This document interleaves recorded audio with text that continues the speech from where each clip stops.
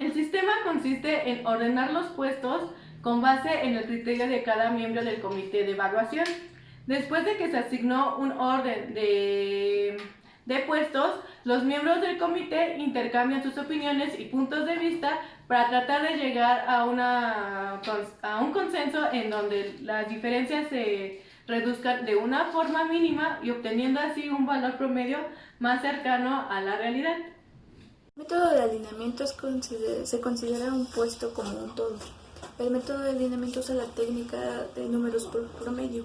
Esto quiere decir que el alineamiento final de los puestos para asignar el salario será el resultado de promediar los números de orden de cada miembro del comité haya sido asignado a cada uno de los puestos que tiene en cuestión.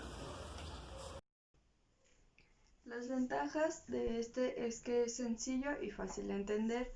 También es rápido en formularlo y económico en su implantación. Es menos empírico que el método de gradación previa porque utiliza el resultado final del promedio. Bueno, mi compañera ya les explicó las ventajas. Ahora a mí me toca su contraparte, que son las desventajas. La primera desventaja es que los rasgos de los puestos representan ciertas distancias que dificultan el establecer los salarios. Es decir, un colaborador puede tener algunas capacidades diferentes que sean útiles para la empresa y puede haber otros colaboradores que sean efectivos, pero no sean muy eficientes. Eh, Desventaja número 2. Representan un promedio de apreciaciones subjetivas. Es decir, no evalúan el puesto conforme a su experiencia o conocimiento, sino a que si es buena persona o si les cae bien. Eh, Desventaja número 3. El juicio que se aplica al puesto es global, es decir, eh, repres- em, es decir, no analiza los factores del puesto como habilidad, responsabilidad, condiciones de trabajo y esfuerzo. También tenemos algunos errores muy comunes en el método de alineamiento. El primero de ellos es la tendencia a ubicar los puestos en la parte media o ya sea en la parte superior de la tabla. El segundo de ellos, que también es importante, es a veces no documentar correctamente los puestos.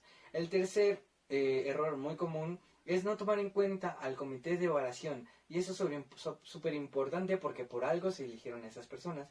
Y por último tenemos que a veces se toma, ya que están estos puestos documentados, ahora sí se hace el criterio del criterio principal para hacer el alineamiento, y esto es un error que es muy común y que no se debe hacer.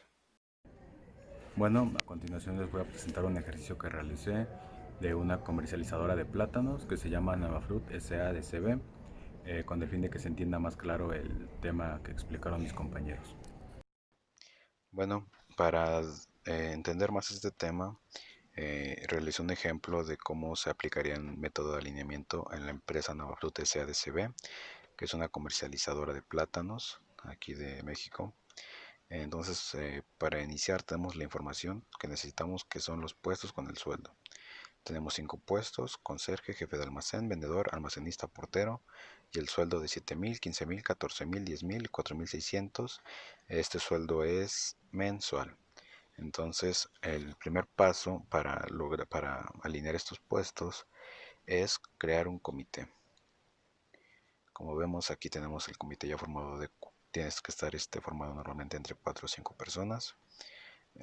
Este comité que integramos está hecho por el dueño, el gerente de recursos humanos, el gerente de finanzas, el gerente de ventas, el analista externo con experiencia.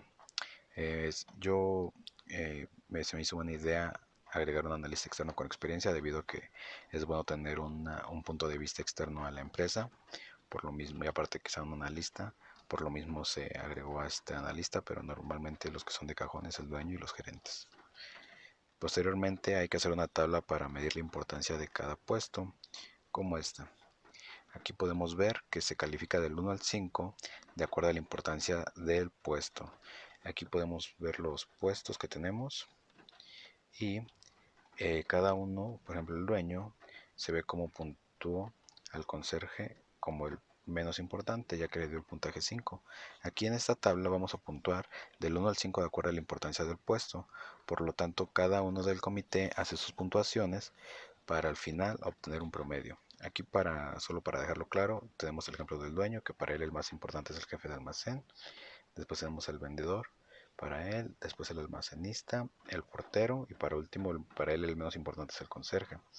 Pero esto es solo del dueño, que el gerente de recursos humanos, el gerente de finanzas, el gerente de ventas y el analista tienen sus propios puntajes y para estos, bueno, con el fin de obtener un promedio, que es este.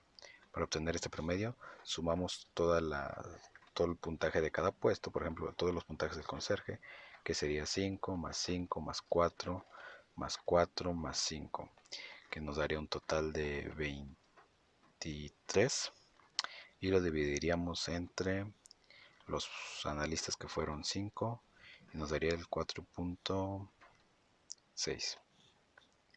Así sucesivamente con los otros puestos. Esto con el fin de obtener, para ver cuál es el más importante. El más importante será el que tenga el número más pequeño. Entonces continuamos. Ya teniendo esto, vemos que de acuerdo al promedio se le dio la importancia de acuerdo a su número. Aquí tenemos que el promedio más pequeño fue de 1.4, que correspondía al jefe de almacén y fue el número 1 más importante, y también por la contraparte, tenemos que el número más grande de promedios fue el 4.6, entonces a él le corresponde el número 5, que es el menos importante, que es el del conserje. En esta tabla tenemos que acomodar de acuerdo a la importancia y poner su sueldo. La importancia de ver su sueldo en esta tabla es saber si se está remunerando de manera correcta los puestos, ya sea que si se les está dando lo justo, se les está dando de más o se les está dando de menos. Como podemos ver, el jefe de almacén es el del sueldo más alto y es correcto de acuerdo al análisis que estamos haciendo. Igual el vendedor, el almacenista.